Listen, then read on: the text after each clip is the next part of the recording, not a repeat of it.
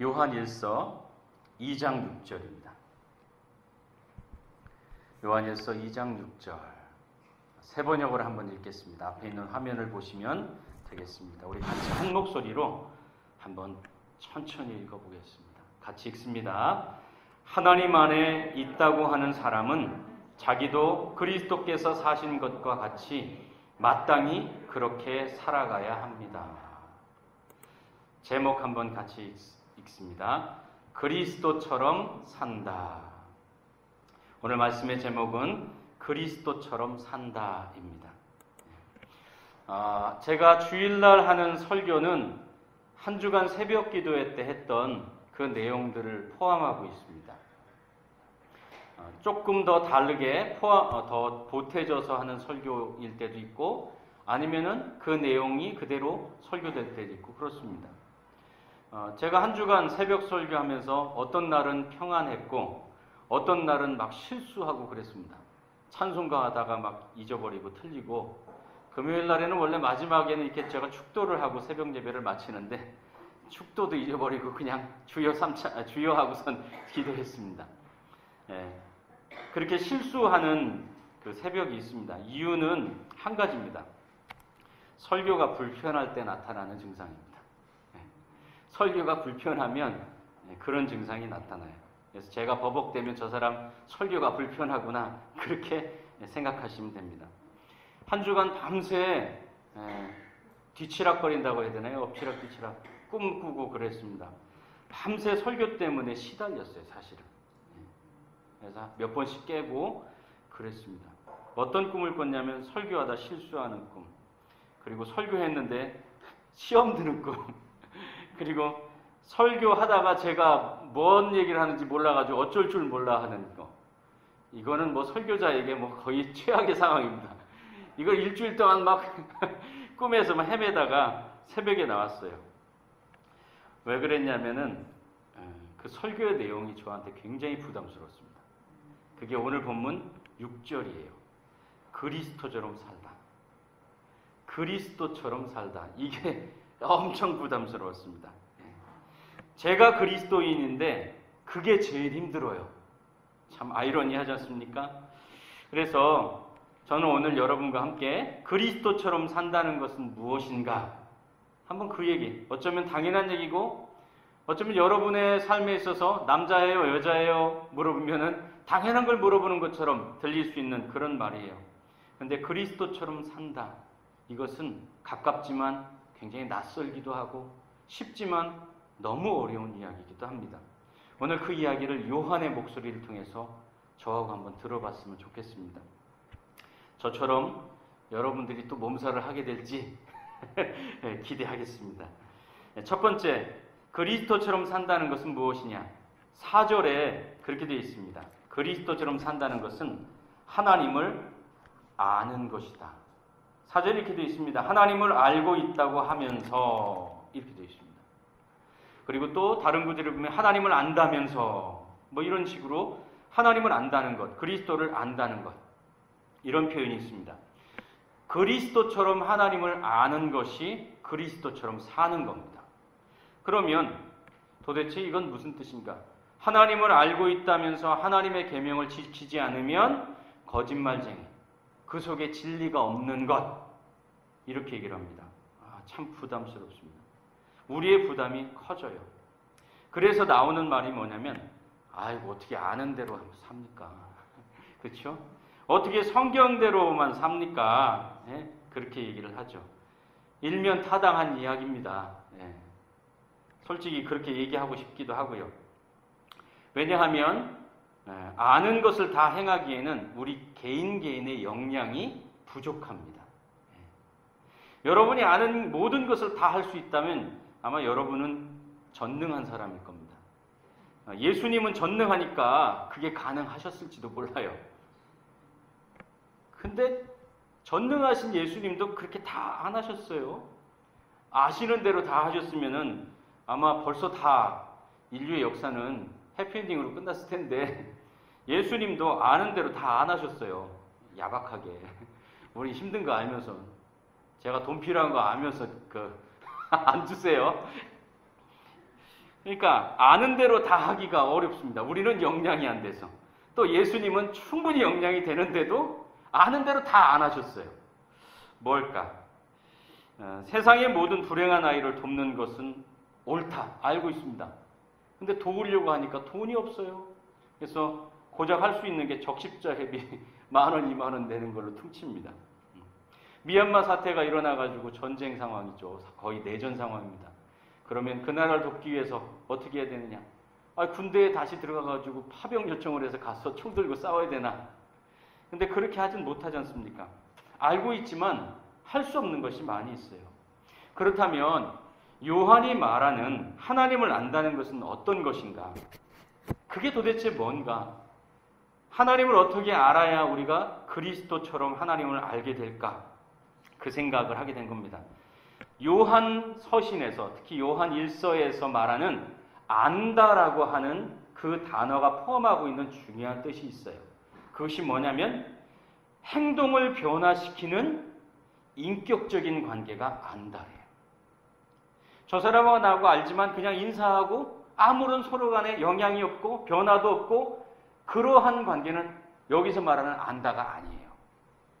그게 안다가 아니에요. 다른 말로 얘기하면 책임 있는 관계를 안다라고 표현했어요. 행동을 변화시키는 인격적인 관계. 마귀하고 우리와의 관계를 인격적이라고 얘기하지 않습니다. 왜냐하면 전혀 책임 있지 않아요. 서로 전혀 책임 없어요. 서로가 아니라 마귀가 우리를 이용하려고 합니다. 때로 믿는 사람들도 마귀를 좀 이용합니다. 자기가 해놓고선 마귀가 시켜서 했다고 막 마귀가 억울할 때가 상당히 많대요. 그러니까 서로 책임 있지 않아요. 그러니까 인격적인 관계가 아니에요. 예수님께서 하나님을 안다라고 했던 것은 인격적이고 그리고 서로 책임 있는 관계였다는 거예요. 얼마나 그렇게 인격적이었느냐? 예수님은 심지어 자기 목숨까지도 하나님께 맡겼습니다. 그리고 하나님도 책임 있게 행동하셨죠. 그의 죽음을 다시 삶으로, 부활로 책임을 다하셨죠. 그러니까 책임 있는 관계였습니다. 그렇다면 우리는 어떻게 살아야 하나님을 아는 삶을 살 수 있습니까? 하나님과 어떻게 책임 있는 관계로 살아갈 수 있습니까? 너무나 많잖아요, 개념이. 그래서 저는 이렇게 정의합니다. 신앙의 고백만큼 변화되어 가는 것. 저는 그렇게 표현합니다. 저는 여러분과 제가 하나님과 아는 관계가 되길 원하는데 그리스도처럼 알길 원합니다. 어떻게? 신앙의 고백만큼. 왜 고백이라는 말을 얘기하느냐? 고백은 전인격으로 하는 표현이에요. 전인격이 아니면 그것은 고백이 아니에요. 그거는 이용하는 거고 속이는 거예요. 왜 삶이 변화되지 않느냐? 그것은 차마 고백할 수 없기 때문에 그래요. 우리가 예수를 믿을 때도 아니면 신앙생활할 때도 차마 어느 부분까지는 내가 가는데 그 이상을 갈 수 없다는 이야기는 뭐냐? 고백이 안 되는 거예요. 회개는 언제 일어나는 줄 아세요? 고백이 될 때 일어나요. 하나님, 제가 잘못했네요. 하나님 앞에 내가 죄인입니다. 하나님, 내가 잘못 살았습니다. 라는 고백이 되면 회개가 되는 거예요. 근데 그 앞에 서서 그게 고백이 안 되면 때려 죽여도 안 되는 거예요. 그래서 고백은 삶을 변화시키는 거예요. 우리는 고백할 수 없어서 변화되지 않는 거예요. 그래서 하나님 앞에 책임 있는 행동을 변화시키는 인격적인 관계로 들어가기가 어렵죠. 제가 새벽 기도에서 힘들어한 이유가 바로 그 씨름 때문인 거예요. 그리고 그 고백이 되었을 때 삶이 변화되는 거예요. 네, 주님이 맞습니다. 수 없는 설왕설래와 그리고 고민과 그리고 망설임 끝에 어느 순간 맞습니다. 주님이 맞습니다. 이 고백이 나왔을 때 그때 비로소 방향이 정해지고 변화가 일어나기 시작하는 거죠. 하나님을 인격적이고 책임 있는 관계로 아는 것은 요한은 그리스도처럼 아는 것이다 라고 정의하고 말해요. 그리고 우리에게 이것을 고백만큼 변화되는 것이다 라고 저는 여러분에게 말씀을 드립니다. 고백만큼 변화되는 것. 고백을 다른 말로 얘기하면 인정하는 것. 인정한다라는 말은 다른 말로 얘기하면 맞습니다 이 뜻이기도 하겠죠. 그렇죠? 두 번째, 그리스도처럼 사는 것은 뭐냐? 두 번째, 그리스도처럼 말씀을 지키는 겁니다. 5절 말씀이 그래요. 그러나 누구든지 하나님의 말씀을 지키면, 이렇게 되어 있습니다. 하나님의 말씀을 지키면, 5절의 말씀의 뜻은 이게 쉬운 듯 어렵습니다. 제가 몇 번을 읽었는데도 이해가 좀 쉽지 않았습니다. 하나님의 말씀을 지키면 하나님에 대한 사랑이 온전해져서 완성되어서 이것을 우리가 하나님 안에 있음을 안다. 이렇게 되어 있습니다.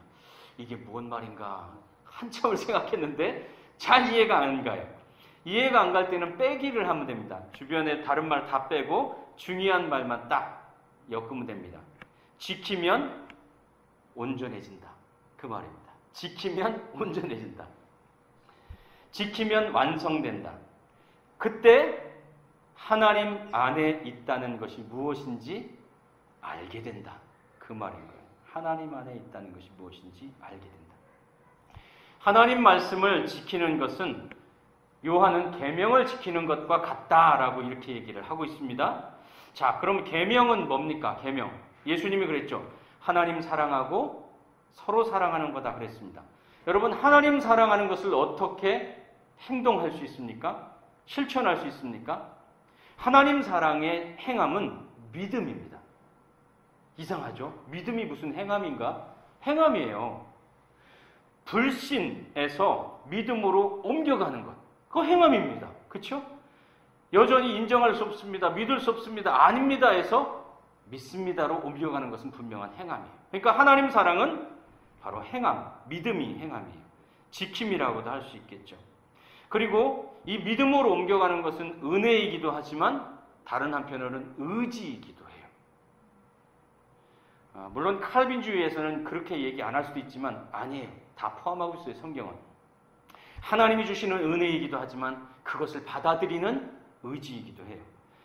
예를 들면 그런 것입니다. 요한계시록에 마음의 문을 열면 내가 너에게로 들어가서 너와 더불어 먹고 너는 나와 더불어 살리라. 마음문을 열라. 그렇지 않습니까? 홍수가 어마어마하게 홍수가 일어났을 때 맥주병 뚜껑이 닫혀 있으면 물 한 방울 안 들어가죠. 그 어마어마한 홍수 가운데도. 그러나 그 맥주병 뚜껑을 열면 그 안에 물이 콸콸콸 들어가기 시작합니다. 바로 그 뚜껑을 여는 것, 그것이 우리의 의지이기도 한 것이죠. 하나님의 손을 잡는 순간이기도 하고 회개이기도 하고 돌이킴이라고도 말할 수 있는 거예요. 이게 하나님 사랑, 믿음이에요. 그러면 서로 사랑은 뭘까요?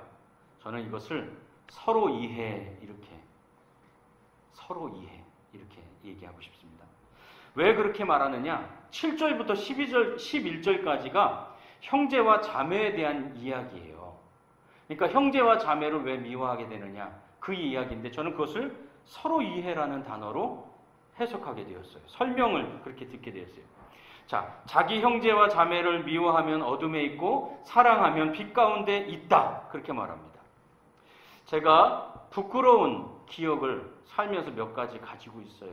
참 돌이키고 싶지 않고 그런 실수를 또 하게 될까봐 젊어지게 된다면 어떡하겠느냐 하면은 싫어요라고 고개를 흔드는 그런 사건들이에요. 한 번은 그런 적이 있습니다. 제가 전도사 때입니다. 새벽에 잠깐 얘기했었는데 전도사 때 고등부를 맡았는데 전도축제를 한번 해야 되겠다. 한 30명 정도 아이들이 모였는데 한 300명 초청하자. 그때는 으쌰으쌰 그런 게 많았습니다. 그래서 포스트 만들어 붙이고 그리고 무슨 티켓 같은 거 해가지고 돌리고 근데 내심 두려워요. 이게 애들이 올까 진짜. 그런데 당일이 되었는데 아이들이 들어오기 시작하는 거예요. 막 10명, 20명 막 들어오는데 한 200~300석 넘는 그 예배당 자리였는데 거기가 꽉 차는 거예요. 이야, 너무나 신이 났습니다. 설교 준비를 열심히 했어요. 원고를 다 외워가지고 딱 무대에 서가지고 막 좌우로 막 왔다 갔다 하면서 막 설교를 했습니다. 근데 설교하다가 한 아이가 눈에 들어왔어요. 한 여자아이가 앉아있는데 이렇게 턱을 괴고 있는 거예요. 속으로 설교하다가 마음에 걸렸어요. 기분이 나빴어요. 자세가 안 좋네. 그래가지고 풀겠지. 근데 한참을 설교했는데 안 풀어요. 그래서 도저히 안 되겠다. 예의를 알려줘야 되겠다. 그래서 그 아이를 지적하면서 설교 들을 때는 이 턱 괭 거 이런 거 푸는 거야. 자세를 좀 똑바로 하고 하는 게 예의야 하고선 가르쳐줬어요. 근데 안 풀어요. 야, 진짜 버릇없네. 속으로 생각했습니다. 그리고 더 지적하기는 그래서 그냥 그렇게 하고선 설교를 마치고 행사를 끝냈습니다. 그리고 목양실에 내려와서 혼자 막 만족감에 취해 있었습니다. 담임 목사님이 칭찬하시겠죠 이러면서. 근데 한 여자아이가 임원이겠죠. 임원이 와서 그날 행사에 대한 얘기를 해주는데 첫 마디가 이거였습니다. 전도사님 오늘 실수하셨어요. 응? 내가? 아니 설교도 완벽하게 다 했는데 뭘 실수를 했지? 설교하다가 어떤 애 지적하셨잖아요. 그랬지. 걔 진짜 버릇없더라. 그게 아니고요. 걔 장애가 있는 애예요. 그 순간 진짜 너무너무 부끄럽고 어떻게 해야 될지 모르겠고 그런 생각 들었습니다. 그 후로 사람을 예단하지 않아야 되겠다라고 결심을 했습니다. 노력하면서 늘 살고 있습니다. 그런데도 그런 기억들이 몇 번 있습니다. 자꾸 줄어들기는 하는데 제가 지난주에 기도하다가 갑자기 아주 오래된 일인데 깨닫게 된 게 있었습니다. 옛날 부목사 시절에 설 연휴 때 서울에 있는데 대전에 있는 부모님 인사하러 이렇게 갈 때였습니다. 설에 교통사고가 났어요. 고속도로에서. 제가 들이받았습니다. 앞을 전방 주신 잘못해가지고. 그래가지고 차 2대가 폐차가 되고 저는 한 2달 가까이 저하고 제 아내가 2달 가까이 병원에 입원했습니다. 그 정도로 큰 사고였습니다. 뒤에는 준영이가 한 3살쯤 됐고 승환이가 한 2살쯤 됐었습니다. 근데 사고가 난 다음에 보니까 승환이 머리 가운데가 이렇게 동전처럼 빵꾸가 난 거예요. 머리가 빠진 거예요. 그래서 저는 늘 그렇게 생각했습니다. 그때 이렇게 앞으로 이렇게 튕겨져 나오면서 이게 부딪혀가지고 거기가 이렇게 머리가 빠졌나 보다. 그렇게 생각했습니다. 아마 기억 안 날 것 같은데.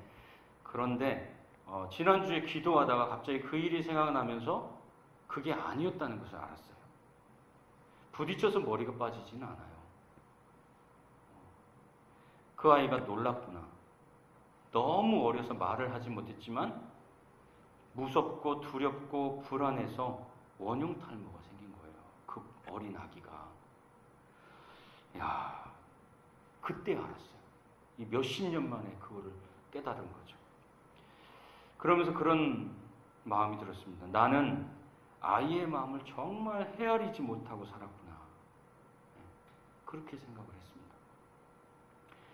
이제 첫째하고 둘째가 독립을 했고 이제 막내 하나 남았습니다. 근데 이놈이 최강입니다. 불량하다는 얘기는 아니고 성품은 선합니다. 근데 철이 없어요. 철이 없어요. 집에서 공부 안 하고 맨날 게임하려고 하고 집에 늦게 들어오고 하니까 제재가 들어오지 않습니까? 그게 싫다는 거예요. 그래서 제 아내한테 그랬다는 겁니다. 이 집에서는 답답해서 못 살겠다. 고등학생이 되면 독립을 하겠다. 아르바이트를 하고 독립을 하겠다. 참. 그래서 제가 다시 얘기를 했습니다. 이르다. 군 제대 후로 타협을 받습니다. 군 제대 후에 독립하는 걸로.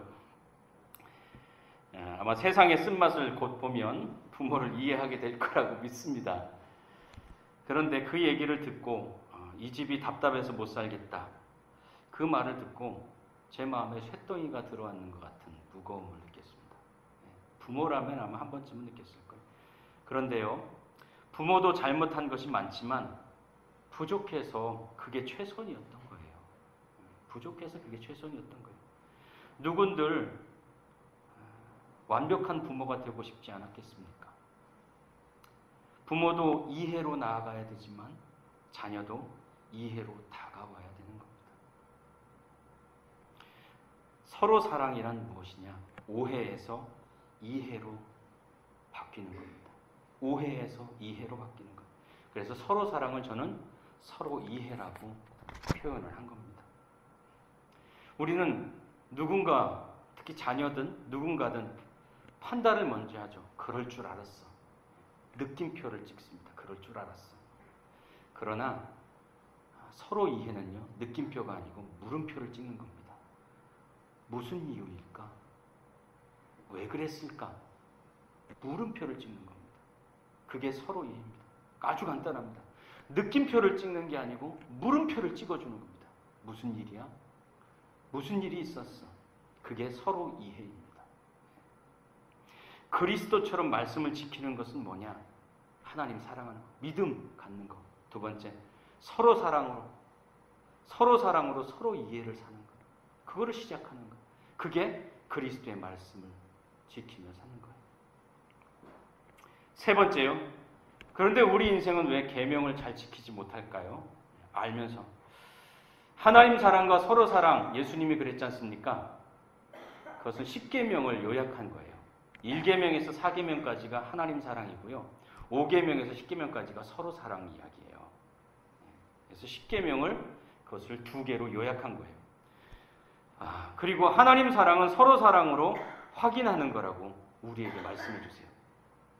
하나님 사랑은 어떻게 확인하느냐? 믿음, 불신에서 믿음으로 옮겨진 것은 하나님만 알아요. 여러분이 아무리 믿습니다 얘기를 해도, 속이면서 얘기를 해도 우리는 몰라요. 진짜 신앙 좋네라고 믿어야 돼요, 우리도. 그러나 그 하나님 사랑을 확인할 수 있는 방법이 있대요. 서로 사랑을 보면은 저 사람 하나님 사랑하는 거야 라고 확인할 수 있대요. 그런데 서로 사랑이 어려운 이유가 있대요. 그게 9절과 11절까지의 이야기예요. 자, 그 얘기가 이것입니다. 빛 가운데 있다고 하면서, 다른 말로 하나님 안에 있으면서 형제 자매를 미워하는 것, 그거 어둠 속에 있는 거야. 11절에 어둠 속에 있으면 어둠이 눈을 가려, 그렇게 얘기합니다. 정말 맞습니다. 어둠은 다른 말로 얘기하면 미움이라고도 말할 수 있어요. 미움으로 눈이 가려져서 우리는 못 보는 거예요. 형제를 못 보고요, 자매를 못 보고요, 자녀를 못 보게 돼요. 미움이 눈에 탁 가려집니다. 저도요, 새 아이 키우면서 항상 천사같이만 했겠습니까? 아니에요. 저희 아이들에게 회초리도 됐고요, 또 때로는 제 아내와 말다툼도 하기도 하고 그랬습니다. 눈이 미움에 딱 가려지면은요, 진짜 세상에 이것처럼 미운 놈이 없어요. 원수예요, 원수. 눈이 가려져서 그래요. 눈이 가려지면 그의 형편이 안 보이고요, 그의 사정이 안 보이고요, 그의 사연이 안 들리고요, 그의 아픔이 안 보이고, 그의 마음이 안 보이고, 그에게 있는 예수의 형상이 안 보여요. 하나님의 계명은 서로 사랑으로 확인하는데, 서로 사랑은 미움으로 보지 않는 거예요. 서로 사랑은 미움으로 보는 것 아니에요. 눈이 가려지면 그가 소중해지지 않아요. 미워지기 시작해요. 누가복음 15장 탕자의 아버지 이야기 알죠? 탕자 그놈 진짜 나쁜 놈이에요. 재산을 달라고 그랬잖아요. 그때 당시 재산 달라는 거는 아버지 죽었을 때 받을 수 있는 거예요. 그러니까 아버지 빨리 돌아가시라 그 말하고 같은 건데, 그 돈을 아버지가 주셨어요. 잘 쓴 것도 아니에요. 다 허랑방탕하게 날려버렸어요. 탕진했어요. 근데 아버지가 탕자 미워하지 않아요. 저 끝에서 거지가 돼서 달려오는 아들을 아버지가 아무 말 하지 않고서 그냥 안아줘요. 아들은 우는 거예요. 저도 철없는 막내 미워하지 않아요. 미워하지 않으려고 노력해요. 서로 사랑은 미움으로 보지 않는 거예요. 그래야 말씀을, 계명을 지키는 서로 사랑으로, 서로 이해로 사는 삶이래요. 오늘 말씀의 결론이에요. 그리스도처럼 사는 것, 그게 무엇일까요? 요한은 말해요. 첫 번째, 하나님을 책임 있게 아는 것. 책임 있게 아는 것. 그와의 관계 때문에 내 삶이, 행동이 변화되는 것. 그게 인격적인 관계예요. 그렇게 아는 것이 하나님을 아는 거예요. 두 번째, 하나님 사랑을 서로 사랑으로, 서로 이해로 실천하는 것. 정말 안 맞고 이해가 안 되고